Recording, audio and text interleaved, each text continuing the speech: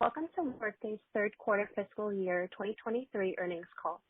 At this time, all participants are in a listen-only mode. We will conduct a question and answer session towards the end of the call. During the Q&A, please limit your questions to one. With that, I will now hand it over to Justin Furby, Vice President of Investor Relations. Thank you, Justin. You may begin.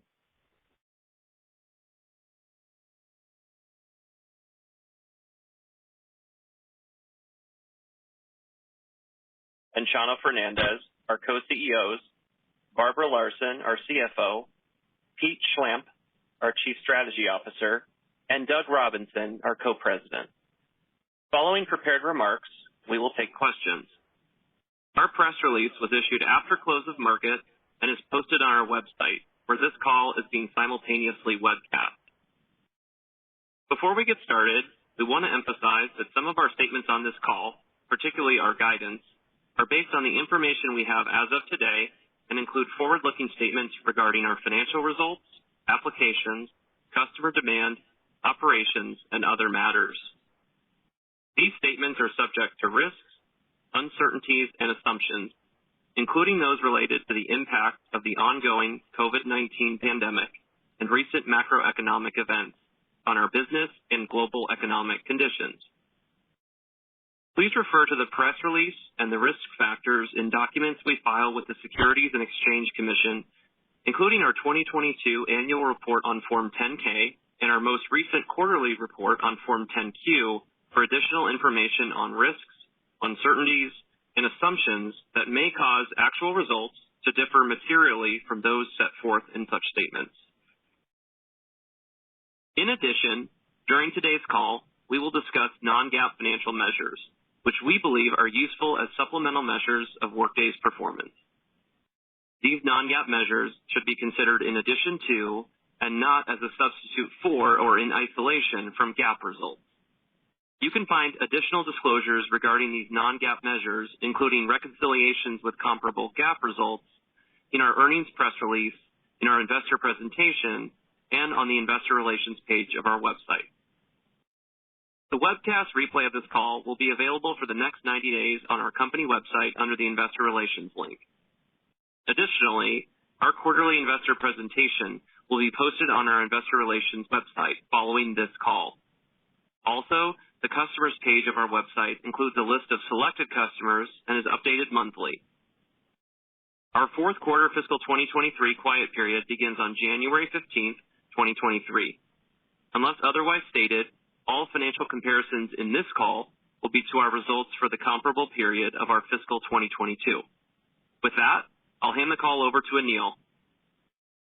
Thank you, Justin, and welcome to Workday's third quarter fiscal 23 earnings conference call.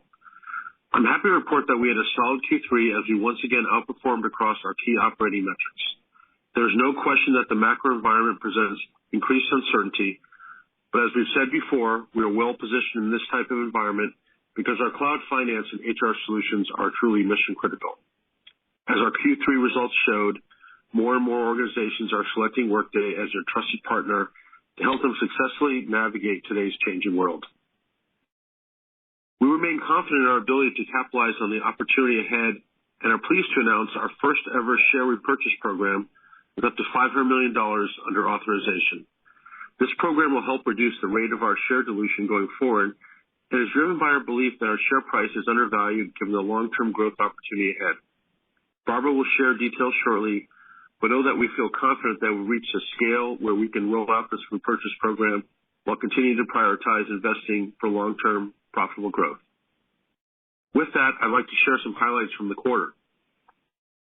In Q3, we further solidified our position as a leader in cloud HR with notable new HCM customers including Intermountain Health, SGS, and Texas Roadhouse. In addition, we had several key HCM go lives, including Best Buy, Canadian Tire Corporation, and the state of Oklahoma. For Workday Financial Management, we continue to see strong demand and momentum in Q3. Key new wins included a Fortune 200 provider of information technology solutions, Cincinnati Children's Hospital Medical Center, Easy Corp, and Thomas Jefferson University. It's important to note that each of these customers have also selected us for HCM, reinforcing the power of the full Workday platform and providing further evidence that companies are going all in with us. Key financial management go-lives during the quarter included City of Baltimore and Medical University of South Carolina. Q3 also saw us get back in person for Workday Rising, our annual customer conference for the first time since 2019. We had nearly 16,000 in-person and virtual attendees, and it was great to experience the energy and see firsthand how our community is growing and evolving. This was highlighted by the fact that this year's event had the largest percentage of senior leaders, finance, and IT attendees ever. One big takeaway from Rising is that our innovation story is resonating with customers as we evolve to be more open and connected. While we've traditionally targeted the offices of the CHRO and CFO, we have placed increased focus recently on the office of the CIO, which presents another growth opportunity for us.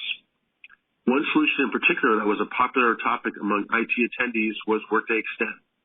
Workday Extend lets customers and partners build their own unique solutions on top of Workday, which is a huge point of emphasis for CIOs, and in their eyes, positions us even more as a true platform player. While we announced general availability of Workday Extend in 2020, we've continued to see accelerated demand for it over the last year as the need for organizations to quickly innovate and adapt in today's business environment increases.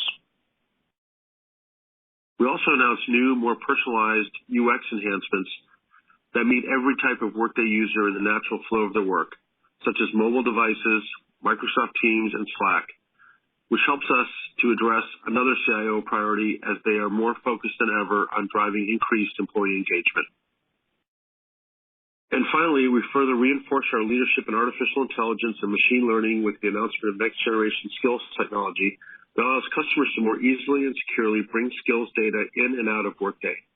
This helps customers leverage the full power of machine learning to gain deeper insights into their workforce skills and deliver more personalized employee experiences. In closing, we once again delivered a solid quarter with strength across a number of key growth initiatives, showcasing why Workday is the backbone of digital business. And while we expect that the macro uncertainty will cause our growth to moderate in the near term, we continue to believe we are well positioned to navigate this environment and emerge even stronger. Driving constant innovation to address our customers' evolving needs has always been key to our success and will continue to be our focus in this environment. With that, I'll turn it over to our co-CEO, Chano Fernandez. Chano, over to you. Thank you, Aneel, and thank you to everyone for joining today's call. I want to start off by offering my sincere thanks to the more than 17,500 workmates that help us deliver another solid quarter. Your relentless focus on the customer continues to push us and the broader Workday community forward. Great job, team. I've been on the road a lot the last few months, including Workday Rising Europe, which just wrapped up in Stockholm, and Workday Rising US back in September. I've had the opportunity to spend time with hundreds of customers and prospects, and there are a couple of key themes emerging. First, despite all the challenges that companies are facing today, they increasingly realize the pressing need to modernize their HR and financial systems. The executives that I speak with have different viewpoints on what the macroeconomic climate will look like in the year ahead. But one thing they agree on is that the change is constant and it's nearly impossible to navigate with legacy systems. Second, there is a clear desire to consolidate and prioritize spend across an organization's more strategic technology vendors. Given our positioning as the backbone of digital business across HR and finance, this trend has led to more and more companies going all in with Workday as they look to harness the power of their data across the enterprise. And when I look at our solid Q3 results across both the large and medium enterprise, it's a direct validation of these themes being seen across organizations of all sizes. From a geographic standpoint, we saw solid results across North America with a number of core HR and Fins wins that Aneel mentioned, in addition to several strategic expansions across the Fortune 500. APA also outperformed with wins at Bank of Queensland, Fletcher Building, Ono Pharmaceutical, and Trip.com, to name a few. And in EMEA, we had a number of important wins and expansions, including SGS, Allianz Medical Group, and Equinity. Our customer-based sales team once again saw outstanding growth, a direct reflection of the trust that customers are placing in us and a validation of our strategy. We drove very strong renewal rates in Q3, and we closed a number of strategic expansions at companies such as Accenture, University of Maryland, the State of Nebraska, Pick and Pay, Puma, and VF Corporation. As we shared at our recent Analyst Day, our customer base momentum is being driven by our broad portfolio. Solutions such as Journeys, Help, and Talent Optimization, for example, are seeing strong adoption as customers look to support employee experience, while our scheduling, time tracking, and payroll solutions are all resonating as customers increasingly focus on labor optimization. And other products such as Planning, Extend, Accounting Center, Vinly, and our spend management solutions are all contributed to this quarter's strength across the customer base. Our industry focus continues to pay off. In Q3, nowhere was this more evident than the healthcare vertical, where we had a strong growth in new ACV and where we surpassed $500 million in annual recurring revenue. By far, the two largest costs for healthcare organizations are labor and materials. And by leveraging our full suite of HCM, Fins, and supply chain solutions, they are able to help optimize spend across these critical areas. In fact, all of our larger Q3 healthcare wins were full suite, and including Workday supply chain management. We also saw healthy momentum within the professional services industry, highlighted by the aforementioned expansion at Accenture, as we continue to co-innovate across the Workday platform, including significant new developments in the Skills Cloud, Public Cloud, and accessibility. Other strategic wins in the professional services industry included Novozymes and Reed Global, which was a full suite win. Our expanding partner ecosystem is also becoming an increasingly important driver of our growth. Key to our strategy is driving co-innovation across the platform, which increases the differentiation of our solutions, enables even faster innovation to address real-time customer challenges, and allows our partners to leverage their deep industry and solution insights to differentiate in the market. Examples of recent partner-driven innovation built on the Workday platform include Accenture's Digital Revenue Operations solution, which integrates CPQ capabilities with Workday's billing and revenue automation to enable seamless quote-to-cash functionality for software and technology companies. Another great example is Employee Document Management, built by partner Kainos on Workday Extend, which provides our customers with advanced document generation, access control storage, and finely tuned document retention rules. These are just a few of several solutions that were recently released by our partner ecosystem, and we have dozens more on the roadmap. As we move into our fourth quarter, the environment remains uncertain, which has led to increased scrutiny and the lengthening of certain sales cycles, particularly within net new opportunities. While we aren't immune to this and see signs that it will persist into next year, we are confident in our diverse pipeline and are focused on executing in Q4 and laying a strong foundation for FY24 and beyond. With that, I will turn it over to our CFO, Barbara Larson. Over to you, Barbara. Thanks, Chano, and good afternoon, everyone. As Aneel and Chano mentioned, we delivered solid Q3 results in the face of continued economic uncertainty, a testament to strong execution across the company, as well as the strategic and mission-critical nature of our solutions. Subscription revenue in Q3 was $1.43 billion, up 22% year over year, and professional services revenue was $167 million, up 7%. Total revenue outside of the U.S. was $394 million, representing 25% of total revenue. 24-month backlog at the end of the third quarter was $8.62 billion, growth of 21%. The result was driven by solid new business sales and strong renewals, with gross and net revenue retention rates over 95% and over 100% respectively.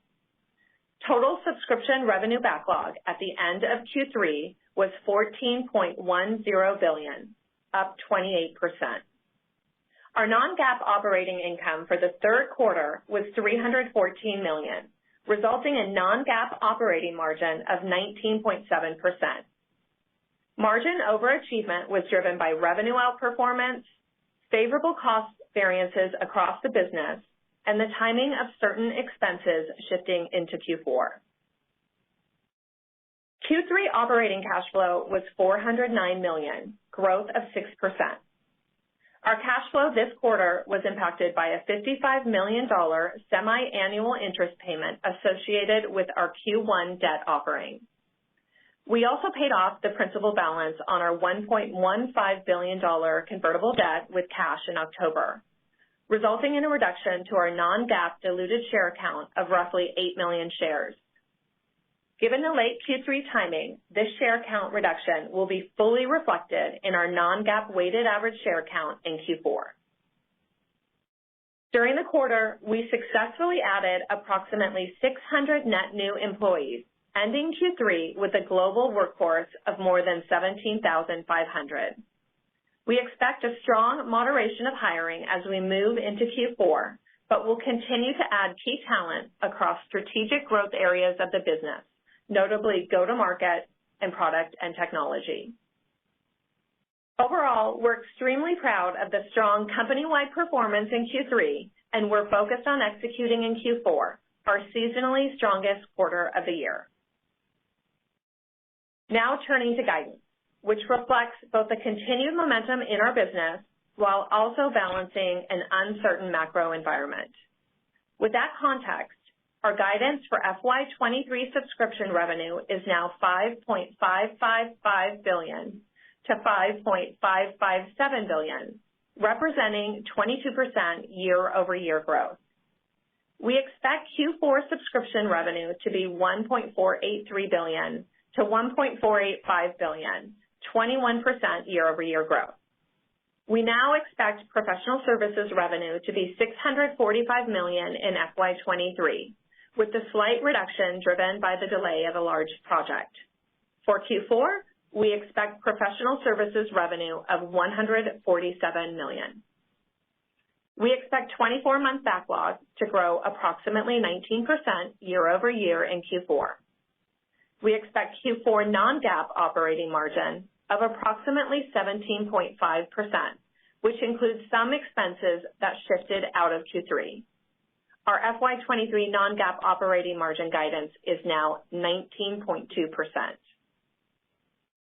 GAAP operating margins for both the fourth quarter and the full year are expected to be approximately 23 percentage points lower than the non-GAAP margins. This includes a change to our employee stock plan that will take effect in Q4 to provide more flexibility to our employees during the open trading window each quarter. Our vesting date will move from the 15th to the 5th of each month for all outstanding grants, resulting in an acceleration of stock-based compensation expense of approximately $30 million in Q4. This change will result in reduced stock-based compensation expense by the same amount over the next few years and has no impact on our dilution. The FY23 non-GAAP tax rate remains at 19%. We are maintaining our FY23 guidance for operating cash flow of $1.64 billion, but are reducing our capital expenditures outlook to approximately $375 million, reflecting the timing of certain data center and real estate investments being pushed out to future periods. And as Anil mentioned, we are pleased to announce a share repurchase program with authority to repurchase up to $500 million in shares over an 18-month period. We will continue to prioritize allocating capital towards organic innovation, followed by targeted M&A, but given our strong balance sheet and free cash flow, we intend to use a portion of our capital towards the repurchase of shares, enabling us to partially offset future dilution from employee stock programs. This repurchase program is a direct reflection of our confidence in the business and our view that our shares are currently undervalued. While we are early in our planning cycle for next year and have an important Q4 ahead, we'd like to provide a preliminary view of FY24. As discussed at our Financial Analyst Day, we have a significant long-term opportunity and multiple growth levers that drive our goal of sustaining 20% plus subscription revenue growth on our path to $10 billion in revenue. While this remains our multi-year goal, given the continued macro uncertainty, we believe it's prudent to provide a preliminary FY24 subscription revenue range of approximately $6.5 billion to $6.6 billion, or 17 to 19% year-over-year growth.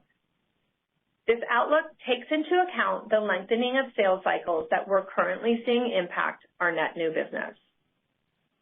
From a margin standpoint, we currently expect FY24 non-GAAP operating margin expansion of 150 to 200 basis points from FY23 levels, placing us firmly on track to our target of 25% non-GAAP operating margin and 35% operating cash flow margin at $10 billion in revenue.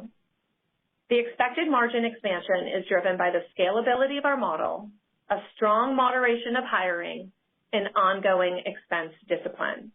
We plan to operate the business with agility and will continue to appropriately balance growth investments based on what we see in the underlying market environment. And finally, I'll close by thanking our amazing employees, customers, and partners for their continued support and hard work.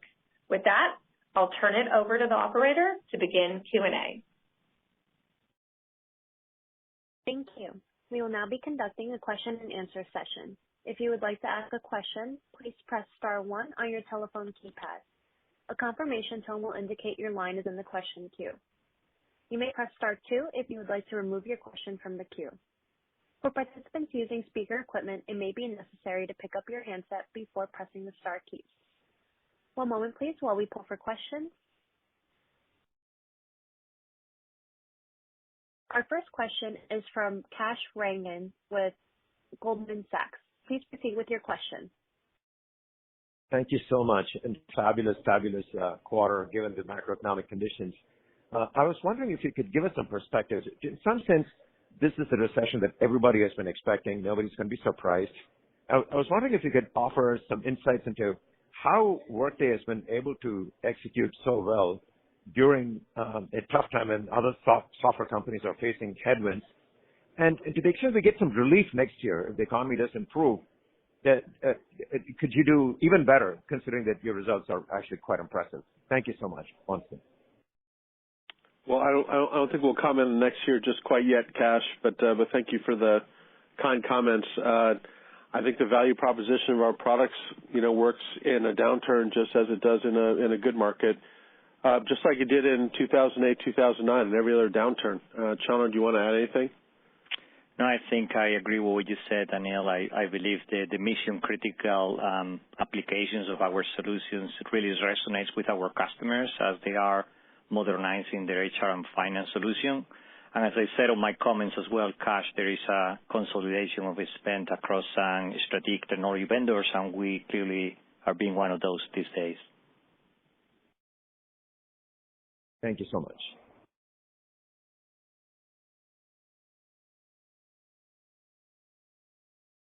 Our next question is from Kirk Materne with Evercore. Please proceed with your question. Yeah, thanks very much, and I'll echo the congrats on a really nice quarter in a tough environment. I guess, Chano, you talked about some deal cycles extending.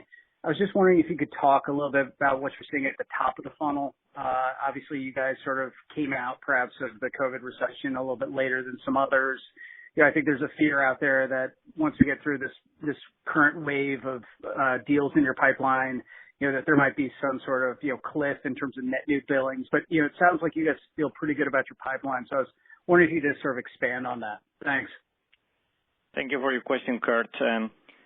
Overall, companies continue to prioritize HCM and financial transformations, and we see ongoing momentum in important growth areas like our customer-based team, where there is a clear market trend, as I said, towards consolidation of vendors, and as well the medium enterprise.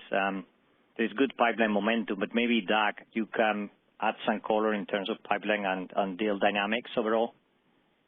Yeah, I think, well, you captured two of it, which is, I described, Kurt, as, we've got diversity of revenue streams. So as Chano mentioned, medium enterprise performed well. We've got the customer base motion, and that was a theme that I certainly heard at our customer conferences, is our large customers wanting to consolidate, rationalize number of suppliers, and expand their footprint with us. So I think that certainly helps. In terms of like top of the funnel, sort of the core of your question, it's really interesting in that our Q3 pipeline build, so the pipe we're building now, which is largely about next year, met our internal targets. So we're seeing project formation. At the same time, we're seeing some projects elongate. I think Chano mentioned this, but they tend to be large enterprise net new. Those projects have extra steps to complete. At the same time, at the top end, the starting of projects is meeting the goals that we've established internally. Thank you all.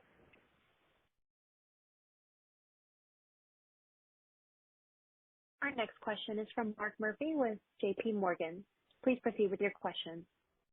Yes, thank you very much, and I'll add my congrats. I'm interested in whether it's possible that the volatility of this type of environment, where you have so many vectors moving around, inflation, interest rates, FX, supply chain issues, is it possible that it's coming together in a way that really elevates the Workday value prop with integrated planning, cloud-based, maybe more so than in the smooth sailing environment that we had in the last decade? Because as Kash mentioned, you're navigating your way through this very well. I'm just wondering if you see any effect of that. Maybe it's increasing some of your win rates, or maybe it builds up a little pent-up demand for some time, in the future when the environment starts to improve. Well, I guess I'd start with I wish that was the case across the board. We definitely see you see in a downturn, you see some movement to, well, I got to get on the right stuff to help me manage through these volatile environments. At the same time, there are other customers that are just cautious in making new decisions, and so I think they tend to balance each other out. I'm not sure it's a big boost for us or a big negative for us. We're all seeing the same environment, but there are definitely customers who are behind on making the transition. I feel like this is a catalyst to make that transition, and then there are others who already made the transition that maybe think, hey, let's be cautious on on follow-on purchases. Chano, anything to add? Nothing to add. Thank you. Our next question is from Keith Weiss with Morgan Stanley. Please proceed with your question. Thanks. This is Josh Baer on for Keith. Was hoping you could expand a bit on the macro assumptions that are embedded in that FY24 subscription revenue guidance range. Just wondering what areas get worse, what stays the same when thinking about different geographies, as well as new business from new logos or expansion and renewals from existing customers. Thanks. Hi, Josh. Thanks for your question. So the guidance range that we provided is our best view at this time. It takes into account the continued momentum across important growth areas such as customer base, medium enterprise, but also balancing that with lengthening sales cycles that we're seeing impact our business, particularly our net new opportunities. So given the uncertain environment, we've provided an estimated subscription revenue range with that low end of the range, assuming a larger impact to sales cycles than we're currently seeing today. That's really helpful. Thank you. You're welcome.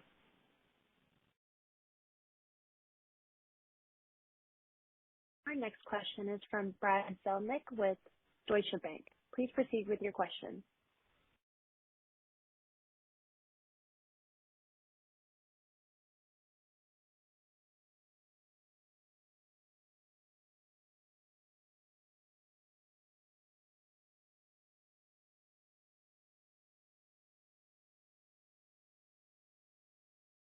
Hear us?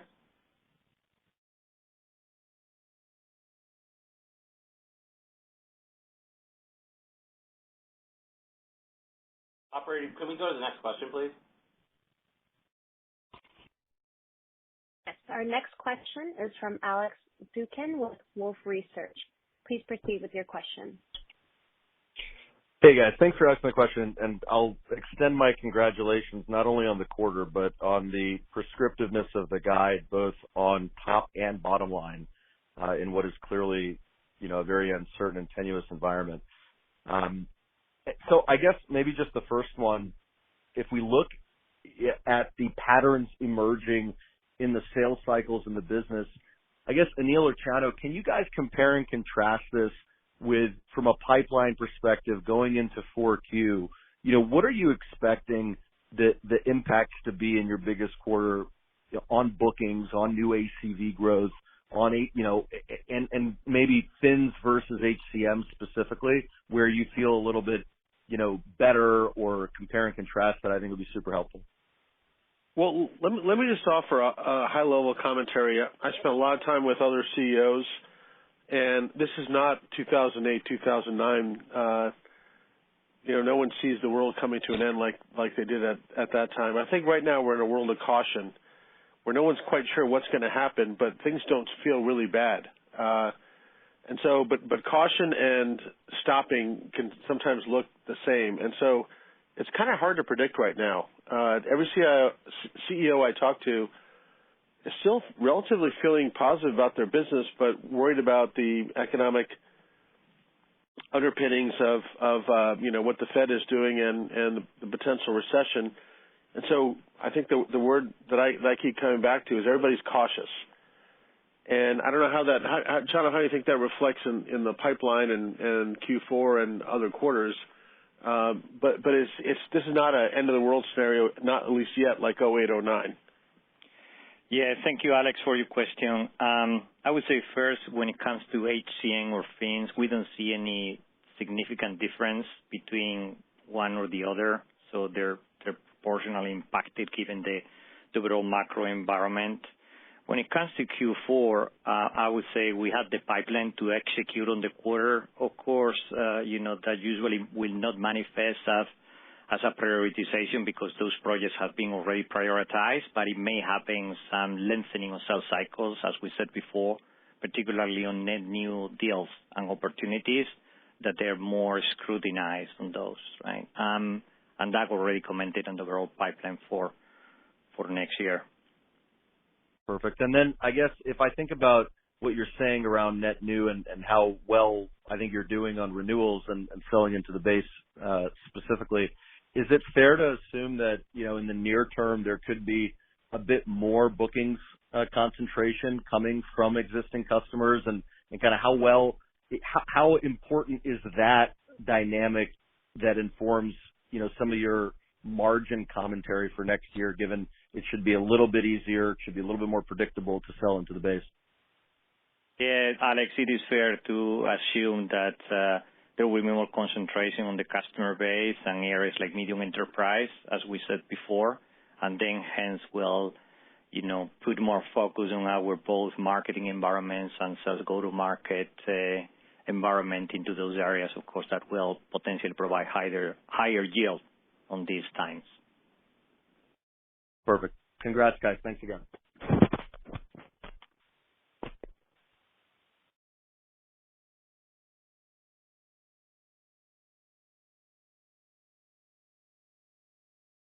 Our next question is from DJ Hynes with Canaccord. Please proceed with your question.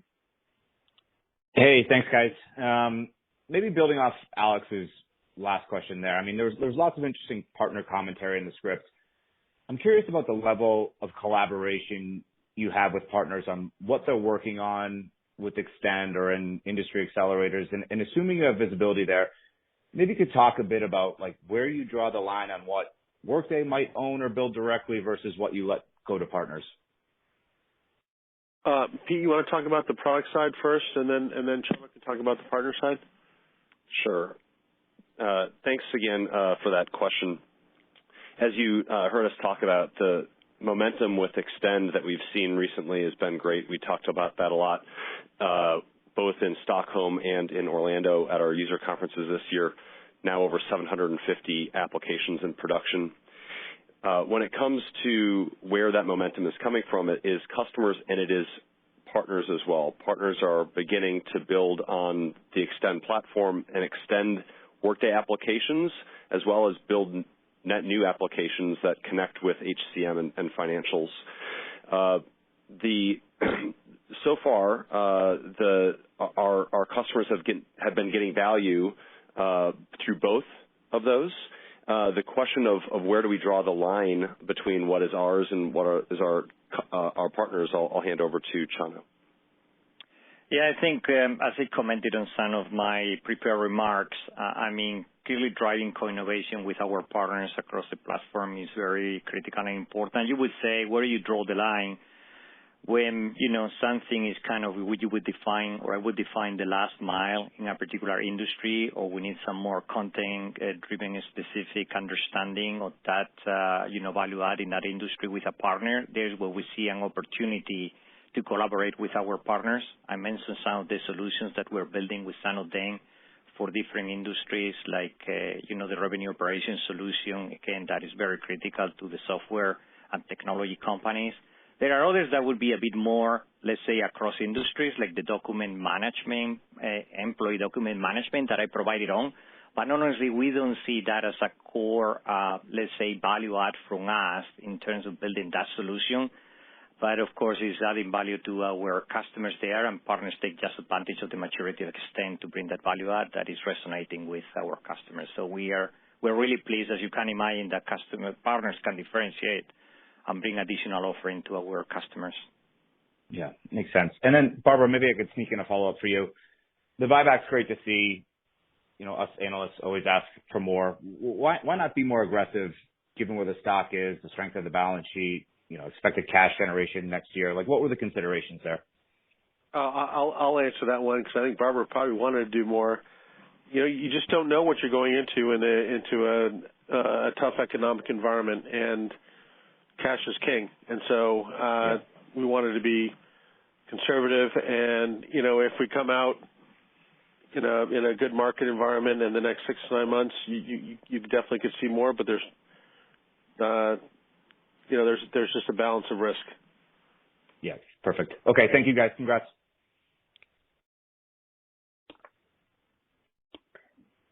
Our next question is from Raimo Lenschow with Barclays.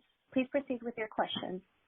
Hey, thank you. Congrats from me as well. Chano, the one thing that we're seeing in the industry at the moment is that there seems to be more money in HR post-pandemic with the great reshuffle, et cetera.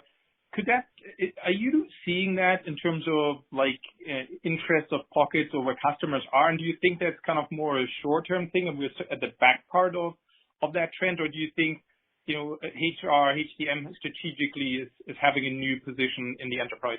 Thank you. Thank you, Raymond, for your question. I think both of them, to be honest, had some good tailwind out of the pandemic. But clearly, of course, that nets out or balance out with the macro environment we are living into. But I would say that some of the financial transformations, we see those in the market, and they are taking place as we speak. As a dynamic of, companies having a tough time to just navigate through their finance modernization or honestly doing simple things like closing their books online on tons of many legacy platforms and on tons of a lot of manual processes that could just not happen once you were not in the office. Clearly, employee engagement as a whole in HCM, the skills area, all the machine learning and AI that we're bringing to those processes are obviously, value add that companies do see and want to take advantage on and continue to be a great tailwind for the HCM value proposition as a whole. Yeah. And then one follow-up is, if you think about selling in this kind of slightly more tougher environment, can you talk a little bit maybe about the steps you're taking in terms of sales execution to kind of make sure you continue to deliver in this market? I'm thinking about higher pipeline coverage, kind of making sure you time the deals better, et cetera. Like, where are we on that journey of implementing these kind of recession handbook kind of selling kind of policies that we used to take out in the olden days? Yeah. Doug, do you want to add some color there on the sales strategy in the market? Yeah, sure. I think Aneel or you, Chano, might have mentioned it after Q1, but we pivoted to our ROI-based and TCO-based way to engage with customers. right at Q1. Of course, we've always done business cases with our customers, but entering tougher environments, it comes down to TCO, hard dollars that you can take out, system rationalization, productivity. So I think it's showing up, really focusing with our customers on the HR side. There's no doubt tight labor markets. And so that's driving, I think, the TCO on that side of it. And it was touched on earlier by Neil. We had a really good Q3 as it relates to financials. So Fins Plus performed well. And those are ROI driven as well. And those are companies looking for, sure, it might start with an aging retiring older systems, but it pivots pretty quickly when they engage with us to that, plan, execute, analyze, and offering up more business agility in an uncertain environment. So those are the things from a go-to-market, from a field deployed resources standpoint that we're spending a lot of time with customers on the business case. Perfect. Thank you. Well done.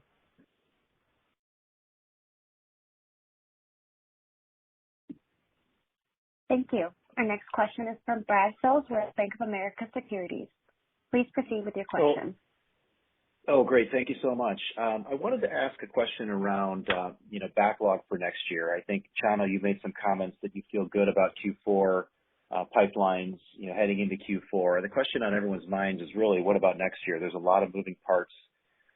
In your conversations with, Office of CFO, Office of HR, what are they saying with regard to budgets for next year? Do you feel pretty confident that you can sustain this kind of growth, into next year as well? Well, Brad, thank you for your question. Right now, we're exactly on those discussions, right, where companies are going through their planning and budgeting cycles, and it is a question of prioritization of projects, and we're having those discussions that Dash was commenting on that are really TCO and ROI based, right? So clearly here's where you see some different scenarios on our guidance, particularly depending what happens on some of the new locals sales cycles that might put some lengthening, and clearly, even though they might be building right now, may even fall outside of next year, or some of them that just may be pushing forward. But right now, we're having most of those discussions. Overall, we feel good given the momentum we have and given the momentum on the new pipeline build and the conversations we're engaging with, the strength of our customer base, our medium enterprise, and the diversity of our business, as Doug was commenting. But clearly, we are cautiously, monitoring what's going on in the environment. Thanks, Chano. Then one more, if I may, please. Just on the verticals, you called out some strength in financials, healthcare. Is there a case to be made that perhaps you guys have more exposure to more resilient verticals, with those in particular, public sector, education, kind of less affected by perhaps the macro?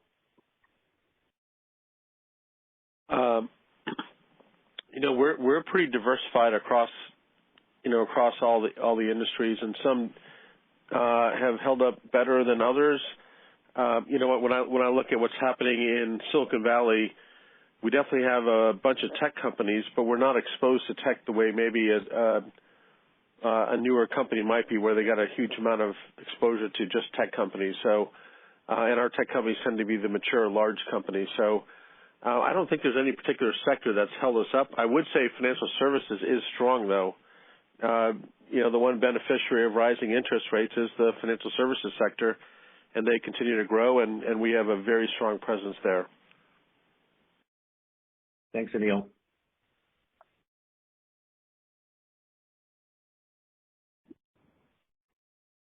Our next question is from Brent Thill with Jefferies. Please proceed with your question. Thanks. Anil, just to follow up on the verticals, a number of the partners have been talking about strength in state and local government and higher ed. I'm curious if you could drill in on those two to give us a sense of what you're seeing right now in both those sectors. I might turn that one over to Doug to talk about. Doug, sorry, sorry about that. I was on mute. And the question was around education government. Is that correct? State and local and higher ed.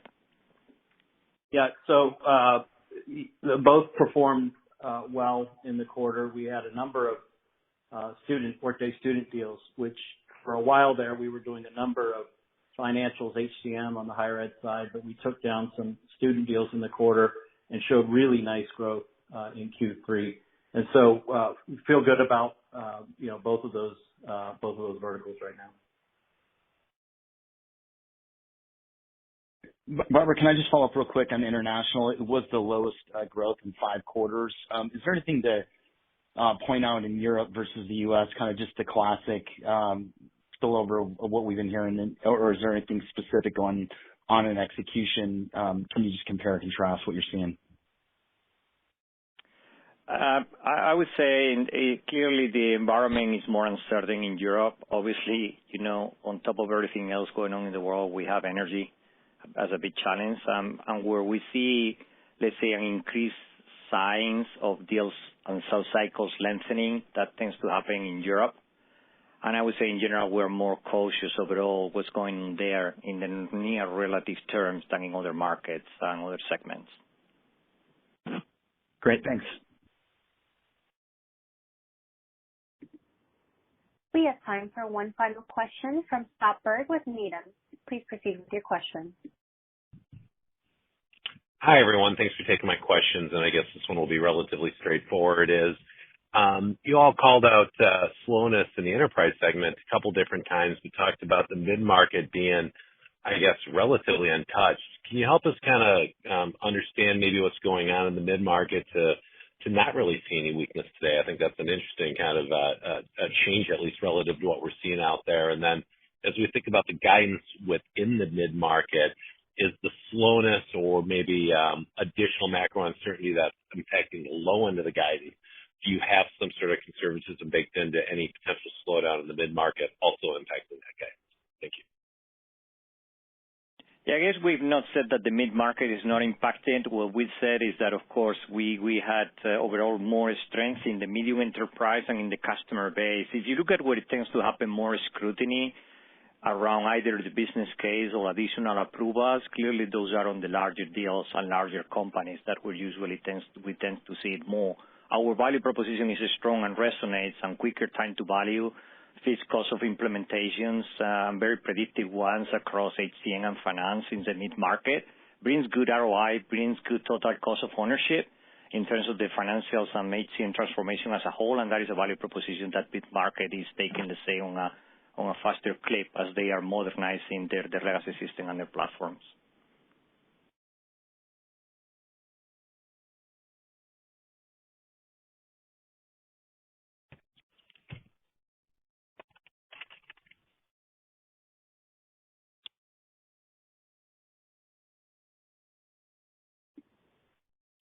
Ladies and gentlemen, thank you for your participation in today's conference. This will conclude Workday's third quarter fiscal year 2023 earnings call. Thank you again for joining us.